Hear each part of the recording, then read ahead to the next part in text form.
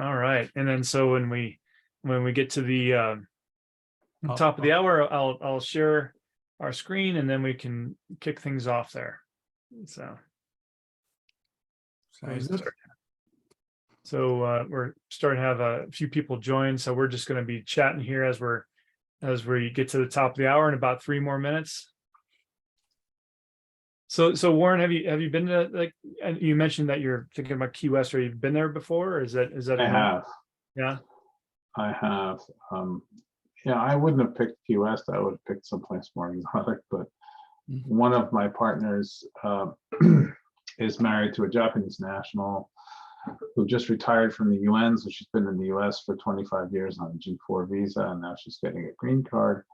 And so she's on parole. She can't leave the US. So we had to pick a place in the US for the meeting. I would have chosen Hawaii personally. And you know, we've done it in Hawaii in the past, but no, let's do Key West. It's all right. Florida, January. It's not even gonna be that warm. Yeah. So, Well, yeah, sunny is good though, for sure. it is. It is. I can't really complain. It's a free trip.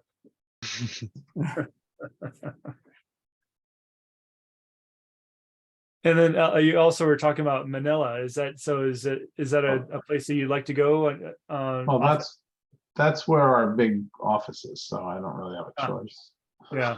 But I don't mind going there. It's pleasant. And then, you know, this time of year, December, January, it's pretty, you know, for Manila, it's cool. It's only 75 degrees. Like when I was there at the end of June, and it was gross, you know, like Oh yeah.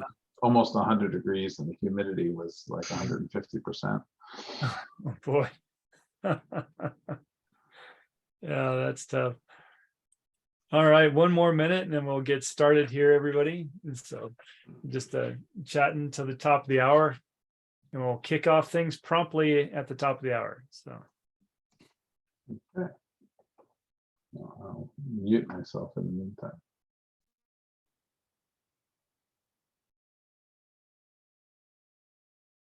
and so Howard, how was Nashville? It was great. A little warmer than I would have preferred, but we just had a wonderful time. Great. Really good music scene. If you stay away from the touristy places, they have some amazing, smaller clubs that are not, places that everyone runs to just to drink. So, no, we had a really good time there. People were really, really friendly. I mean, it was amazing.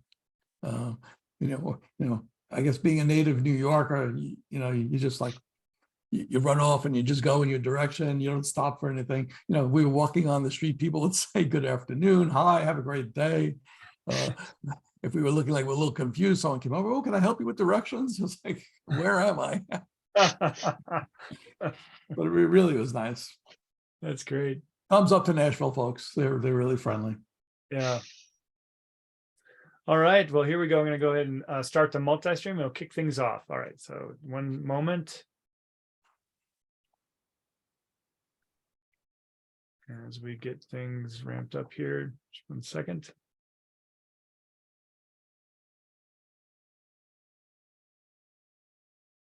All right. Well, welcome everyone to the Rewards Mastermind. So we're Rewards Mastermind is the reason for our purpose here is to kind of come together as reward practitioners, and we want to make workplaces better. We want to where people can thrive and employees can reward and customers love overall. And so the intent is to elevate the practice of rewards. And so we bring on some amazing guest speakers month after month on specific and relevant topics of the day. And so today, of course, we're going to be talking about benchmarking pay and developing markets. And we have the world expert and this approach, from my perspective, is the Birches Group, and of course Warren Heaps, the partner at Birches Group. And so tell you a little bit more about Warren here. Warren is like I mentioned, a partner at Birches Group. He's got significant experience in the industry here. Birches Group focuses on compensation and benefit surveys for over 140 countries across Africa, Asia, Central and Eastern Europe, Latin America, Caribbean, and Oceania. So in just about anywhere that any place where you're looking for data, even if it's a nook and cranny out there in a small country, Warren can help you get direction there. So that's one of the reasons why we wanted to make sure that he is on the Rewards Mastermind today. Just a few things before we get started here. We have Howard Neiswitz, who's a rewards and system strategist. And then also Jackson Brockway, who is a senior compensation analyst at CompTeam. So we're pleased to have them both. And then, of course, myself. My name is Sam Reeve. I'm the managing consultant at CompTeam. All right, so just a few housekeeping items. We are multicasting across a variety of different channels, including LinkedIn and Facebook and Twitter. And so if you happen to be on one of those platforms, feel free to ask questions and put those in the platforms, and we'll revisit that after the session here. And if you're joining us here live on Zoom today, feel free to leave a note in the chat. Right now I'm gonna unlock the chat. It comes in locked for some reason. I got to change that setting, but you can just put any kind of questions in there through the session today, and we can bring those up. In about 2 weeks or 2 or 3 weeks from now, this will be released on the Rewards Mastermind podcast, which is part of the People Strategy Forum. All right, so as we go through that, I'm going to turn over the screen to Warren. And Warren, as we start our conversation here, can you tell us a little bit about, how you got involved in international compensation and in your interest there? Well, good morning, good afternoon, everyone. That's a great question. I actually started. My first professional job was not in HR. It was working for the Department of Social Services in Westchester County, New York, basically administering welfare payments and food stamps. And about 6 months in, my boss pulled me aside and she said, "You need to find another job." And I said, "Really? Is there something wrong? Is there something you need to tell me?" She says, you're too good to do this job for your whole life. You need to find something more challenging." And I took that to heart and applied for those young people who might not understand this. I applied for a job through the New York Times answering a blind box number. So for those of you with gray hair, you'll remember that we didn't used to have things like LinkedIn and Indeed and all these different job postings. I mean, it was like a little blurb about the job, and if you're interested, send your resume, and you didn't know who the company was. It was all blind. Anyway, the company turned out to be TPF&C, now known as Willis Towers Watson, and I started in benefits, doing benefits surveys for them. And when I moved to Colgate about 6 years later, I continued to work in the domestic benefits area. And then one day, my boss said, "Well, what do you want to do next?" I said, "Well, maybe learning a little bit about comp would be okay." At that point, I thought benefits was the way to go. And so they said, "Well, we have a job in international comp," which was largely focused on executive pay and expatriate pay. "Would you like to do that?" I said, "Oh, I don't know anything about international or anything about comp." And they said, "Oh, don't worry about it. We'll teach you." And the rest, as they say, is history. So after 20 years at Colgate doing international comp and international generalist work, and as the director of comp, international comp for 10 years, I retired and I joined Birches Group. And I had met the folks who founded Birches Group in a very unusual way as well.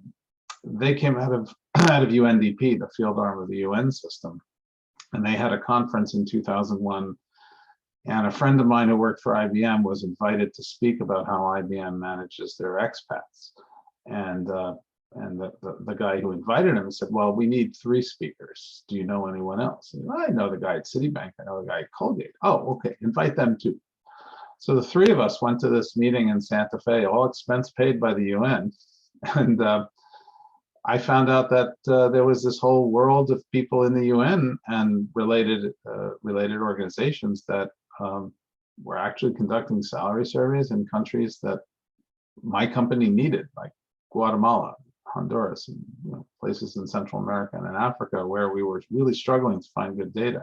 So I became a client, and then eventually, we had some discussions about my retirement and what happens next. And so, yeah, the rest is history. It's been 15 years since I, quote, retired, unquote. Now I'm eligible for Medicare, but I'm still going strong. Yeah, that seems to be how it happens, is you expect to take it easy, and then everybody desires everything that's in your head, and so you just seem to work more and more, right? Yes, and the gray hairs are real. Well, one of But the I do have all the hair on my head. nice, yes. Not to Howard. Well, one of the things, Warren, that a lot of comp practitioners are struggling with, and I know you're well aware of this because you've gone through it yourself. But as we start out as compensation practitioners, we learn about, in the U.S. anyway, we learn about our local area and how to do comp in our local area. But as we branch out and have multinational organizations, you have to start benchmarking these different locations, right? It may be Europe, it may be Africa, and different areas where pay is, or pay information is quite different. So can you tell us about how pay information is different across the globe? Oh gosh, that's a big question. I'll try to give a short answer.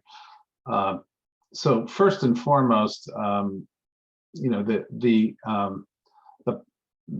patterns and the habits and the cultural traditions of pay vary widely from country to country. So, you have regulatory environments also, which are different. So, for example, in Latin America, it's very common to have 13th month and 14th month mandatory payments. But just the whole provision.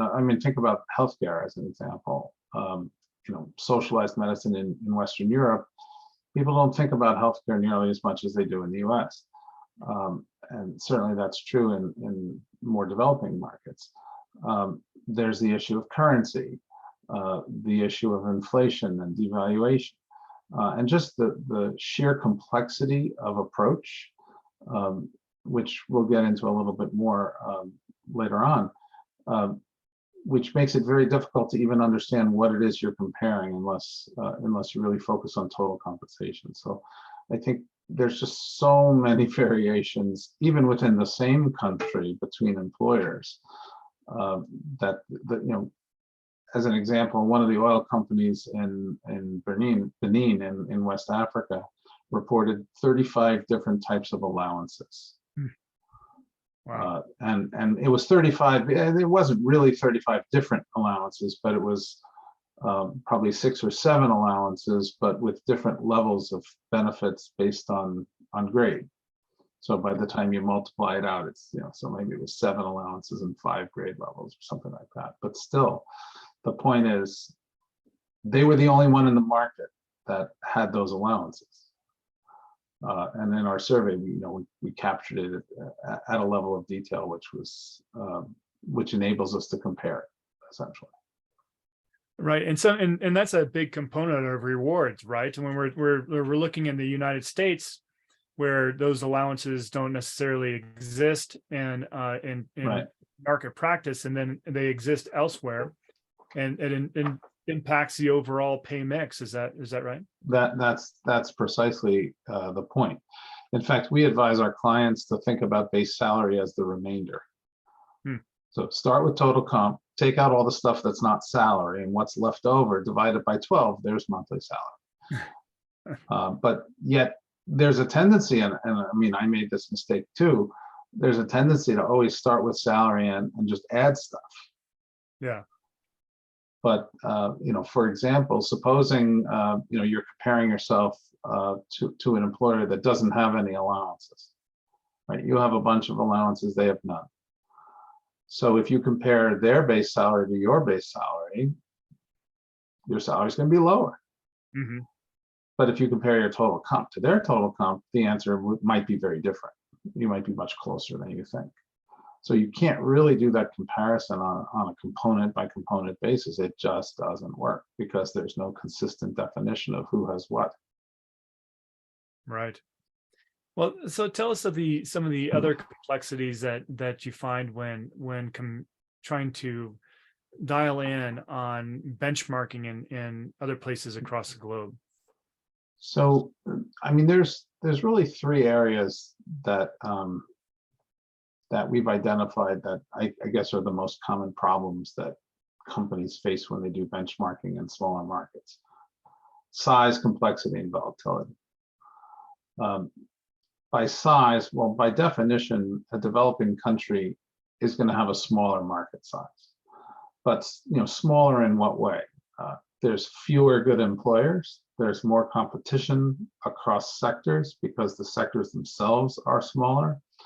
And just in general, the competitive landscape is different. You have different employers that you may not think of in a US context that are very prominent and very good employers in a developing country. So let me give you an example.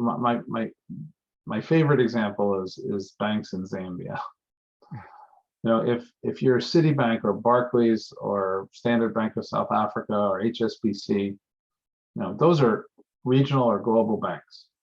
But maybe there's 12 banks in Zambia and 2 or 3 of them are from that list. And the rest of them are, the Third National Bank of Zambia. Let's call them local banks or even mom and pop banks. What are some of the differences that we find between those types of employers? Well, the multinational companies have very well established compensation policies. They have equity pay for their executives. They have standardized approaches and rules, and they use job evaluation, and they are good survey purchasers and whatnot. Some of those smaller organizations might be family-owned banks. They might make decisions on hiring people based on what tribe they're from or based on family connections. They may not have a job-based approach to pay. It might really be more person-based. They probably don't offer equity. So for executive pay, what are you comparing to? So if I'm sitting in a company like Citibank in Zambia and looking to compare my executive team or even my rank and file team, am I better off comparing to all of the banks, or am I better off comparing across sectors with other multinationals? And we think the answer is the latter, right? The other multinationals are going to have pay programs that are much more similar to what Citibank offers, and much different from say some of the smaller local companies might. So being able to think outside your sector is one of the first rules, and think about who are the leading employers in the market. Another example is the presence of bilateral and international organizations such as the African Development Bank, the World Bank, the UN, the US Embassy, for example. These are employers that we don't think about in the US for the most part. I mean, if we do, we kind of joke about it and say, oh yeah, he works for the government. Well, these are not government. These are not local governments. These are international organizations or bilaterals. As an example, the UN and the World Bank target the 75th percentile of the private sector market. The US Embassy targets the 50th percentile. These are of the private sector market. They're not comparing themselves to other embassies. They're comparing themselves to Unilever and Nestle and Citibank and ExxonMobil. So these are good employers, and they have some, shall we say, perks and benefits that private companies can't offer. If you work for the US Embassy for 15 years as a local employee, you can apply for a green card. Now, some multinational companies might argue, well, we can kind of offer something like that too if we transfer you, and it's true, but it's not the same. Some of those employers are exempt from tax and also exempt from labor law. So they pay very competitive salaries on a net basis. In our surveys, we gross them up, so we're comparing apples to apples, but still, that's a perk, not having to pay taxes. So there's a lot of organizations that we don't immediately think of because they don't compete with us selling the same kind of widgets. But think about it another way. Most organizations have admin staff, finance, HR, procurement, administrative assistants, and jobs like that. There's really usually only 2 or 3 occupations that are unique to a company. Most of the jobs are ones that can be found across all sectors. So we take a multi-sector approach primarily in order to deal with the size issue. Now, complexity we touched on already a little bit. It's the complexity of the non-salary elements that are on offer depending on the country. And it varies a lot from country to country, but even within the same country, it varies. So you not only need to take into account statutory allowances and benefits, but also voluntary benefits. And there's a couple of examples that I like to mention. Company cars. Now, company cars in Mexico and Kenya are not tax advantaged in any way. There's no real reason to offer a company car in Nairobi instead of a transportation allowance. No difference in how it's taxed. You could equate the value. What's the difference? Well, for one thing, my neighbors don't see how much my transportation allowance is, but they see the car in my driveway. It's all about I've made it. My company gives me a company car. And it's a cultural expectation in that country. So, we worked with a very prominent IT company a couple of years ago, and they said, "Oh, we don't do that. We're not going to give anything but what's required under the law." And we said, "Well, you're taking a risk here because there's some pretty common things that aren't required by law that are expected." And about 3 years later, they came back and said, "Can you help us set it up properly? Thanks for listening. I told you so." Another example is, realizing that there's a culture to compensation, right? There's reasons why, in Trinidad, they have a rep allowance. What's that? Oh, it's a carryover from colonial times. It's no longer tax advantage like it used to be when the British controlled. Yet it hasn't been deleted from the list of acceptable allowances that people provide, so they provide them.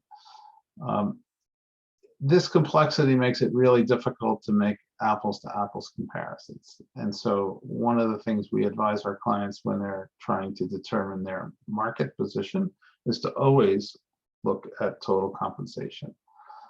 And then, figure out where the market is, where you are on a total comp basis, make an adjustment so you achieve the market position you desire, then peel away the pieces that you're offering that aren't salary, and what you end up with as the remainder is the base salary that you should build your scale with.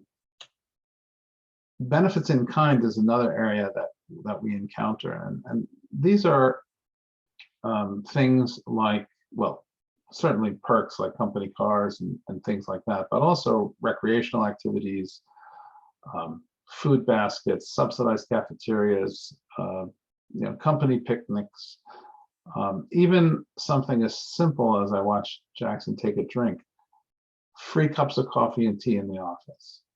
And if you make $6,000 a year and your company gives you 2 cups of tea a day, that's a measurable percentage of your total comp.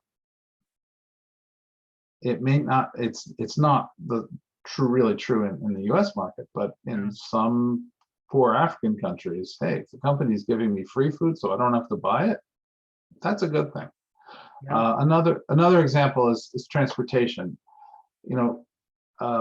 We take it for granted that there's public transportation and infrastructure and cars and all that stuff, cars, buses, trains. In a lot of these places, there's taxis and buses, and so companies sometimes provide subsidized, a company bus, for example, to get people to the office.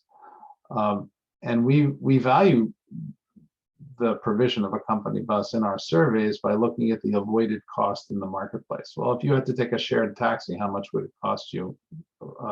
And that's the value of the free bus ride.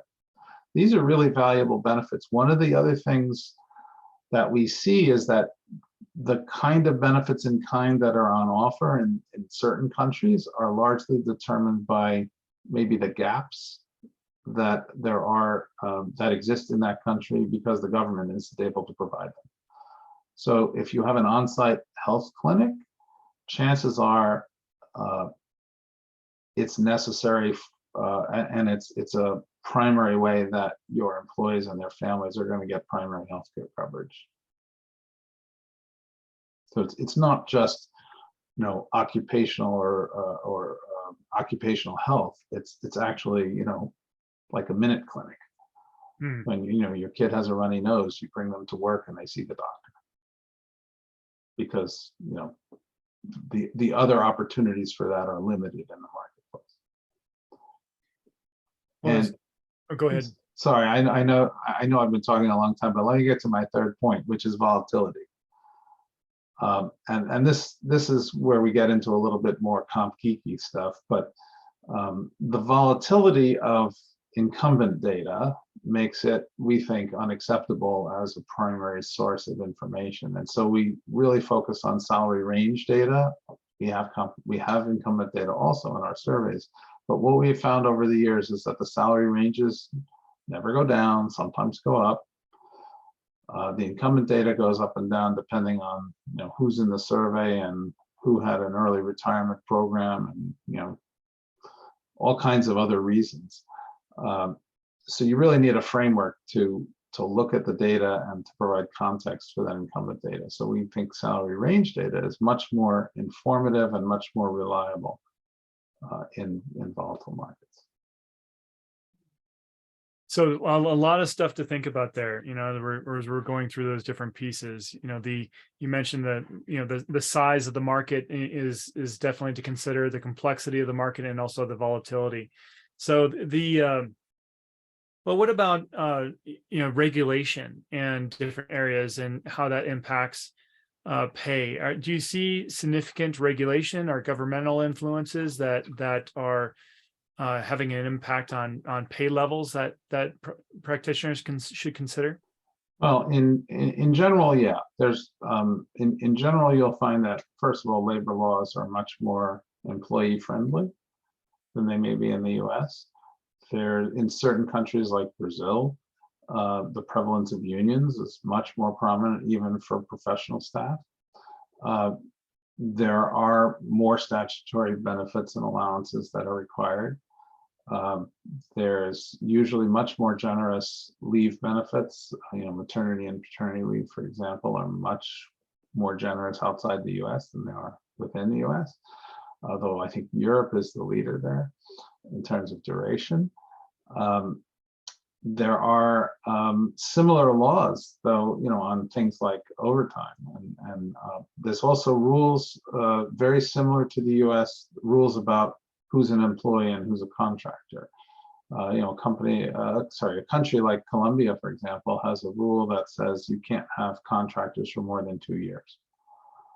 So a lot of folks, when they're initially expanding overseas, think they can hire contractors kind of on a permanent basis. Yeah, you really can't.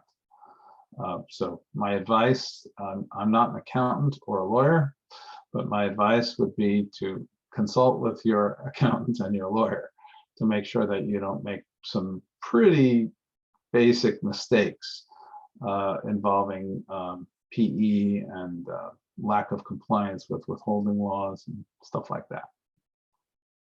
And So, go ahead, Howard. what about where the economic conditions are just so volatile and things are changing all the time? Inflation is rampant. What do you do? Do you survey every month, or do you just, how often do you look at it, and how often do you respond to the employees that are complaining their wages don't meet their needs anymore? So to unpack that a little bit, we conduct our surveys 3 times a year, but not every employer updates their data 3 times a year. I'm sure a lot of people on this call who work with compensation on a day-to-day basis have heard the term cost of labor. Mhm. That is, employers determine their salaries based on what other employers are doing in the market. And while the economic factors come into play somewhat, they're really not correlated. The best example of that, well, several good examples in 2022. Inflation in England is over 10%. Are wages going up 10% in England? I doubt it. Wages in the US are going up 33% more on average than they did last year, from 3% to 4%. Inflation's 9%. A more dramatic example, in 2012 in Malawi, there was a 47% devaluation on May 1st. About 4 years later, so about a 4-year period, from 2012 to 2016, the cumulative amount of devaluation against the US dollar between the Malawi and Kwacha, the US dollar, was 400%.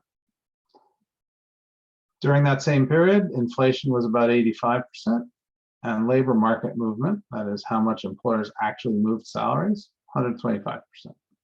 If you dollarized your pay on May 1st and just gave devaluation, no other increases, you would have gotten a 400% increase in local currency terms compared to what the market actually did over that 4-year period of 125%. You'd be way overpaying.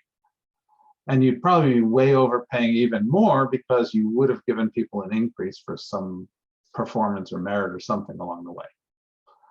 So yeah, we could spend the whole hour talking about why you shouldn't dollarize, but Yes, you shouldn't dollarize. and let's dig into it a little bit deeper, because I know that there's a lot of demand, a lot of employees that are asking for, hey, can I be paid in USD? So let's go through the list there, Warren, of why companies should not do that. Okay, so the first reason is, for many companies, salaries is one of their largest or their single largest expense. Do you really want to hand over control of your biggest expense to a government, especially a developing country government? Understand that the way, sure, the exchange rate and the currency markets are independent of governments to a degree. They're also politically influenced. So do you really want a politically influenced, somewhat independent currency market determining how much it costs you to do business in a country? So that's one of the primary reasons to not do it. But there's many other reasons not to do it. Number one, your employees are living in local currency for the most part. And yeah, devaluation causes inflation usually, and that's going to have an impact. Over the long haul, what we find is that the labor market makes up about 60% of the economic turmoil that's caused by inflation and devaluation. So it's not a dollar for dollar thing that's going on, right? You're going to lose some purchasing power along the way, if you follow the trend. The impact of these economic conditions is different for different parts of your workforce. I mean, we think of a workforce as sort of four groups or 4 quadrants. Let's just take 2 examples. The lowest level in the market: security guards, drivers, receptionists, jobs like that have no college degree requirement and might not even have a literacy requirement. Those jobs are going to be much easier to fill, all things being equal, because of supply and demand, because there's many more people who can qualify for jobs that have limited qualifications than, say, for a finance director role. So even if you're in a volatile economic situation, if your security guards come to you and say, hey, the company across the street is offering me 20% more, you're only offering me a 10% increase, I'm going to have to quit and go work there. The next day, you'll have 100 people lined up to replace that security guard at whatever salary you can afford.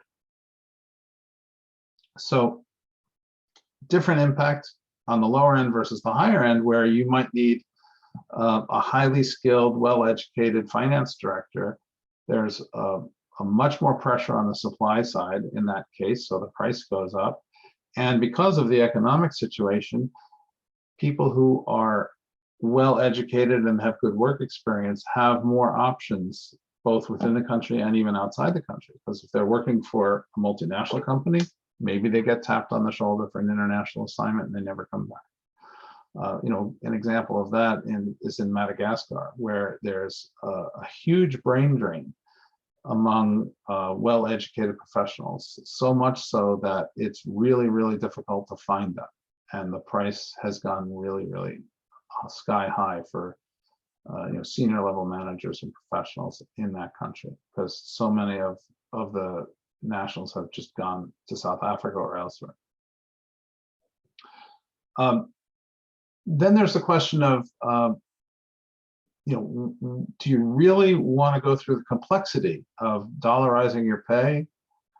In some countries, you can't even legally do it. We've been working with a client recently who, against our advice, has decided to dollarize pay for certain individuals. They have their own reasons, which are very unique and certainly not good benchmarks. But understand, the interesting part of their story is how difficult it has been to do it. Their managers initially thought, hey, this will be a cinch. We don't have to worry about exchange rates anymore. Not so much. In Kenya, they're able to do it. In South Africa, they were able to partially do it. That is, they could set pay in dollars and deliver it in rand, and they didn't run into any regulatory issues. In Senegal, they're not legally allowed to have a dollar contract if they're nationals. And for foreigners in Senegal can have a dollar contract, but nationals can't.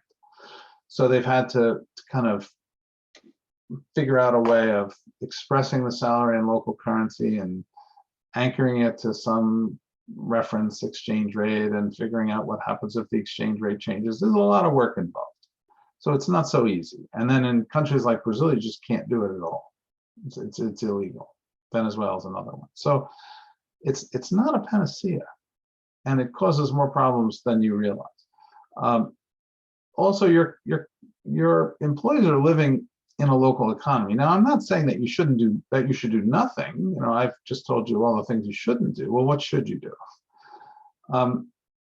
First of all, you should have a policy for this, because the best thing that you can hope for is to provide employees and managers with clarity about how it is you are going to act if a crisis should strike. But even if it's not a crisis situation, maybe it's just a chronic high inflation or high devaluation situation, consider whether you should offer pay increases more than once a year. We think that's a good idea if devaluation is averaging, 20%, maybe even 3 times or 4 times a year if it's 30% or 40%. If it gets to 50%, you're in crisis mode and all bets are off. And you need to have a policy for what you do in that case as well. Having a policy-driven approach like that, which outlines if this happens, this is what we'll do, provides a good deal of clarity to your employees and to your managers, so people don't have to worry about it. Because that's the main reason why employees ask these questions, is because they don't know what it is you're going to do. So they say, well, okay, there's a crisis. I need more money. I'm going to ask everybody I possibly can. I'm going to ask my grandmother. I'm going to ask my friends, and I'm going to ask my boss. And the boss usually says, well, I don't know, I need to check with HR. And then it just starts a whole long discussion between the country director and regional management and corporate management. And 6 weeks later, you finally get a decision. In the meantime, if you have a policy and it has triggers in place and the triggers are reached, you act. Maybe some of you remember the Friends episode where Joey and one of the others get into a debate about how you doing. They go back and forth like ping pong. Well, for me, that's what happens when a bunch of HR people in a country get together for the monthly roundtable after a crisis strikes, and they say, So what is your company doing about the economic crisis? Yeah, well, actually, that's why I'm here. I came to find out what you guys are doing. Oh, well, we're sort of here for the same reason. So what are you doing? Well, we're not doing anything yet. We're waiting to see what you do. Oh, okay. So it's the same thing. It's Joey all over again. So, you don't want to be Joey.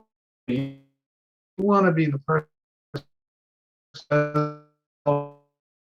We're giving 25% of the devaluation as an allowance and go ahead and make adjustments as required. And it's automatic. So it really becomes something that people can count on. So it's not what they're asking for, because if there's a 30% devaluation, employees go to the boss and say, aren't you going to give me a 30% increase? And the answer is, well, no, I'm going to give you a 7.5% increase. Oh, okay.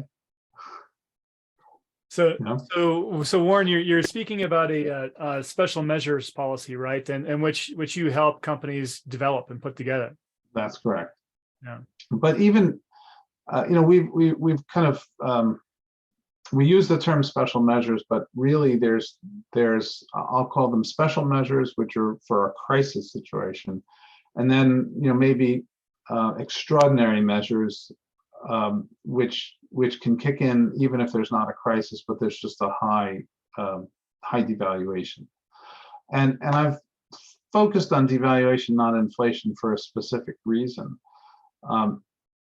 For those of you who are students of inflation, you'll know that even the most reliable global organizations that publish inflation data, like the OECD, publish most of that data based on estimates and projections.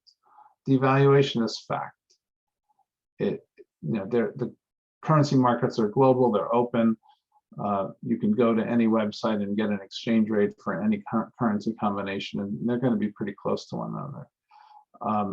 Devaluation is a leading indicator. Inflation is a lagging indicator, because usually the economic cycle is there's a devaluation which causes imported goods and raw materials to increase in price, and that gets passed on to the consumer.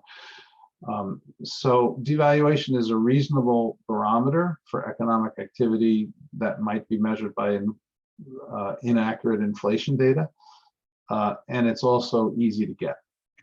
So Warren, we had a question come in that's really similar to what we're talking about now, and it's how do you deal with local currency salaries in situations where there's a discrepancy between central bank rates and actual market rates, such as what's happening in Nigeria? I was going to say Nigeria.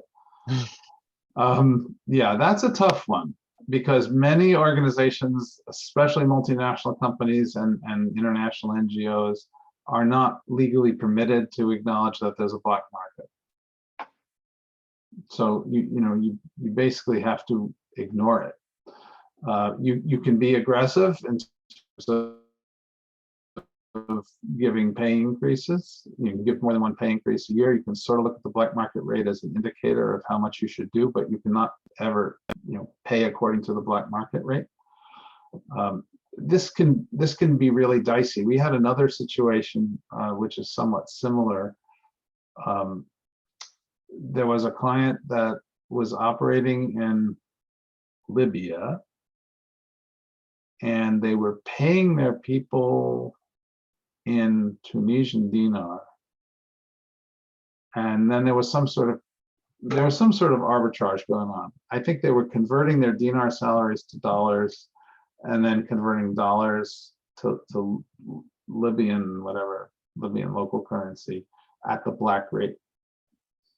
And what happened is the government devalued the currency so that the official rate was much closer to the black rate, because there was like a 5x difference. And so people were making money by getting Tunisian dinar, converting them to dollars, and then basically converting to local currency in Libya at 5 times the official rate.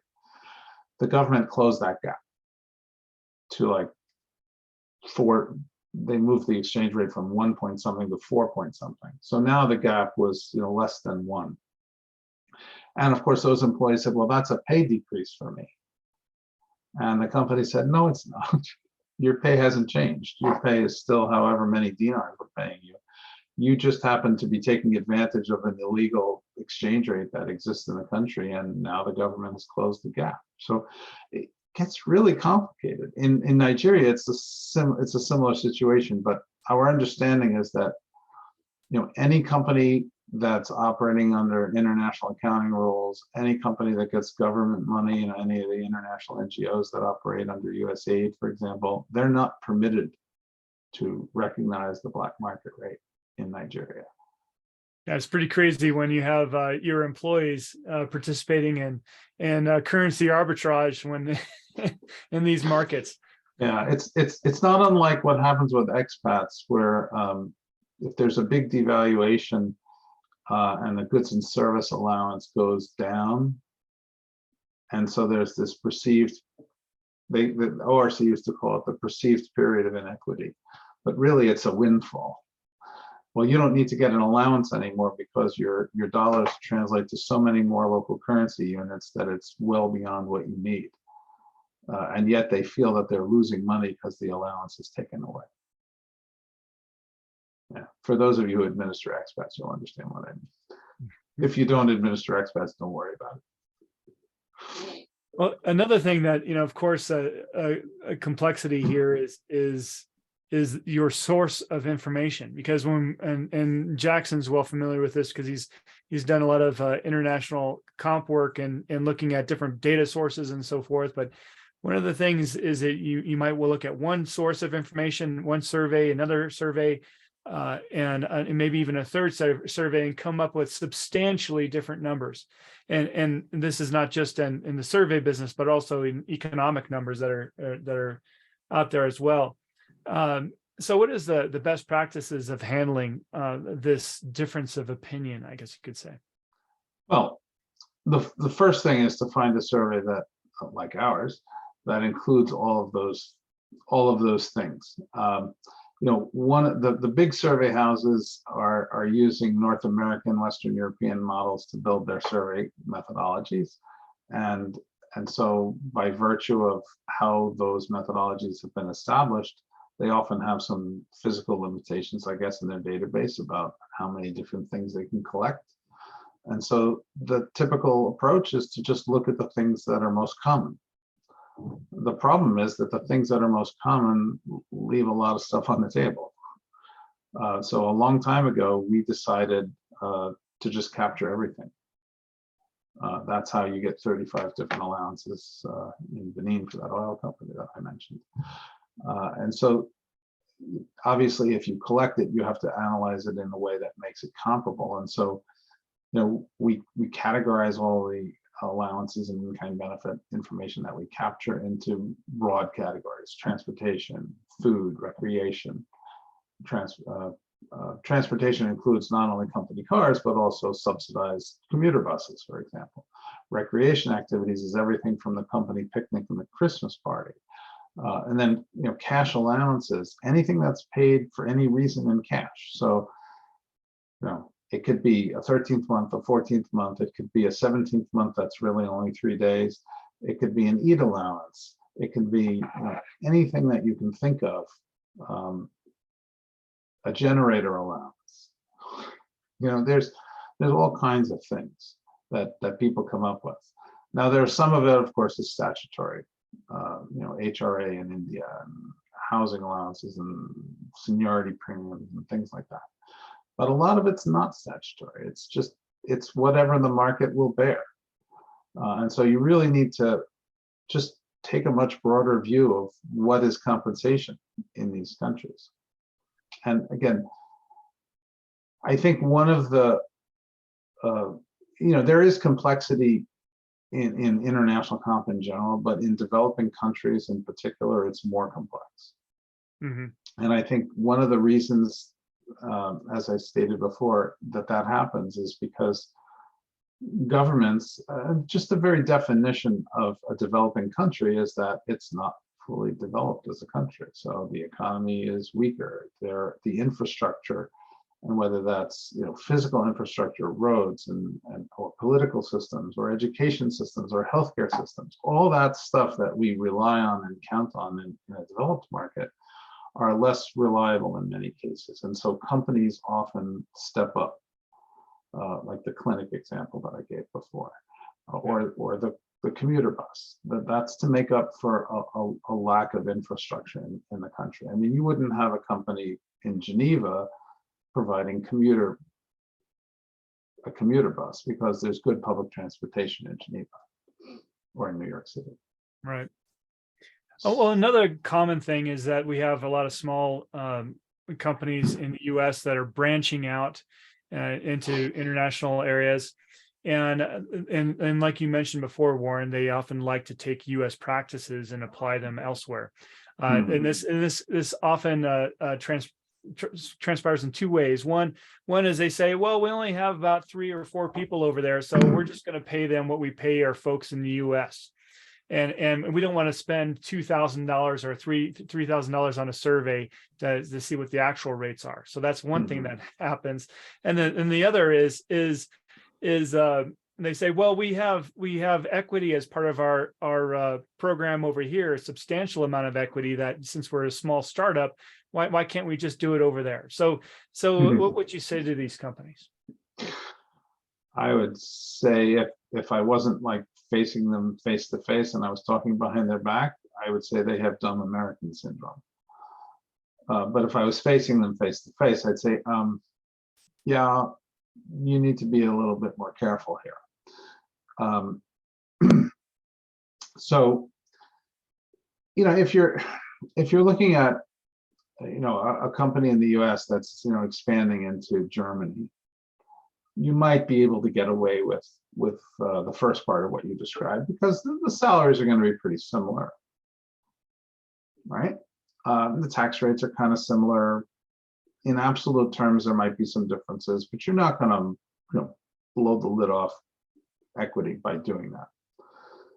If you took the same approach in the Philippines, you would be overpaying your people by an order of magnitude that can't even be measured in single digits. You'd be 50, 60, 80, 100% more.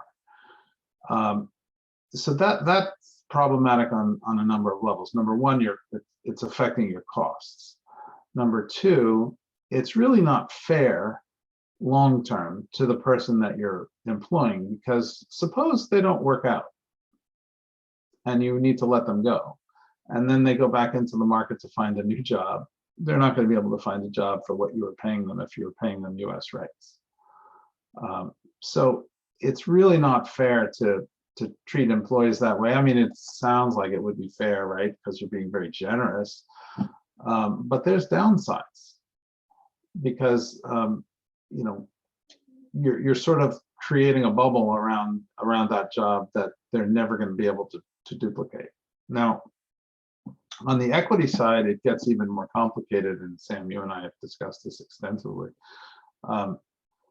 There was a company in South Africa that asked their executives around the African continent what they thought about their long-term incentive plan. This was a publicly held South African company that had equity pay for their managers and their senior managers. And their senior managers all said, well, we understand the idea behind it. We understand that you're giving us stock and that if the company does well, we're going to also do well. But if you want to know the truth, here's how you could help us better. And what they actually identified was the need to be able to provide for their families in such a way that their families would have a better life than they had. And that was usually requests for help with schooling, or requests for a richer or more, a more generous health insurance option, or perhaps even paying for boarding school. It wasn't that they weren't interested in the long-term health of the company. It's that their view was that this is something that should help my family and help my family in a more immediate way. So it was a little bit of a contradiction, because on the one hand, you want to design long-term incentive plans to help with retention and motivate senior managers to work for the mission of the organization on a longer-term basis. And yet the motivations of these individuals was very personal focused on the short-term health of and conditions of their family. The second thing that makes it more complicated is taxes. The tax treatment of US equity plans in Zambia, who knows? I mean, you need to do the research. You need to probably work with one of the big four accounting firms. They know the answers to all these questions. They know if you can charge it out. They know if you can deduct it. They know if it's taxed at grant, taxed at exercise, taxed at vesting, taxed all the time. The other thing to realize is that the equity that you're providing is, if it's US equity, it's dollar denominated. And so should you make adjustments in the amount of equity that you provide, anchoring it, say, to a percentage of salary grade midpoint on a local salary scale, and if you do that, does it diminish the value so much that it's hardly worth doing it? I mean, in my previous life, I had a debate with my new boss once about whether or not stock option equity awards should be based on locale. Should they be locally based or globally based?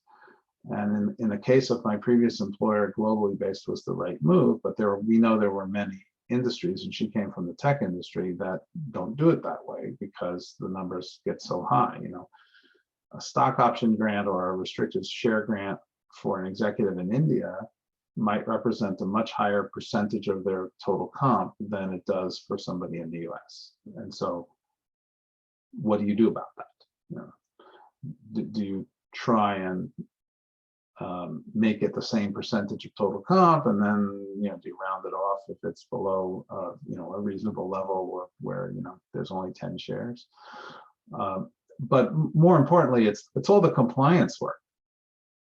I mean, there's a ton of compliance work and accounting work that goes into offering global equity. So my hunch is that these startups maybe underestimate that a bit. I mean, I don't really work with a lot of startups, but if you do, Sam, you could confirm whether that's true or not. But they need to have really good tax advisors. Well, we are coming up to the top of the hour, Warren, and I know we have a few other questions here that I don't think we're going to be able to have enough time to do them justice. But I think that what we can do is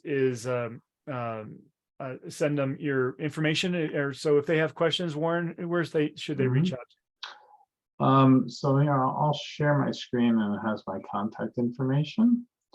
I actually, if anybody would like a copy of there was a deck that I was using, which I didn't share because I didn't think it was really necessary, but I'm happy to send it to Sam, and you can distribute it to anyone who requests it. Sure. But there's my email address, our website. You can follow me on LinkedIn. We have salary surveys in I think it's actually over 170 countries now, all of Africa, most of Latin America, small markets in Asia. We have pretty good representation in the Caribbean these days, and some of the smaller places that you probably can't find on a map, like the Marshall Islands. We have the Marshall Islands and the Cayman Islands. Unfortunately, I wasn't able to go to the Cayman Islands to do the survey. You have to work on that. Probably you have to have on the ground, data there, Warren. You got to tell Birches Group that. Well, we had a team on the ground in Zambia and South Africa last week. We did a roundtable with about 50 employers in Lusaka, and then we attended the SARA conference, the South Africa Reward Association, which is the branch of World at Work in South Africa.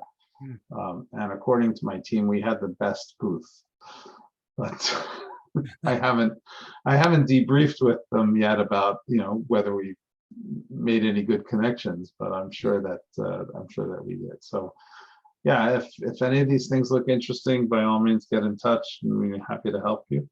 We work with governments, we work with non-governmental organizations, we work with private sector companies to solve the mystery of benchmarking and managing compensation in developing markets, which are also usually volatile markets.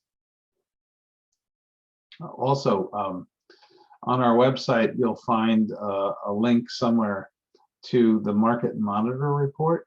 The Market Monitor report is a specific report that we issue twice a month that tracks devaluation. So the countries that appear in the report kind of fluctuates a little bit, but we look at devaluation over a 6-month period. And so clients find it as a kind of a useful cheat sheet to help them focus in on which markets they might need to pay a little bit more attention to, kind of along the lines that we were discussing earlier about focusing on devaluation. So and it's free. You just have to register for it, because otherwise, it'll be treated as spam, and we'll lose credibility in the world of email. For sure. Well, once again, Warren, thank you so much for coming on the Rewards Mastermind and sharing My pleasure, Sam. Yeah, it's always valuable, and I love your insight and all the background that you have in these different areas. It's just fascinating to go through and listen to you. So thank you so much. Great.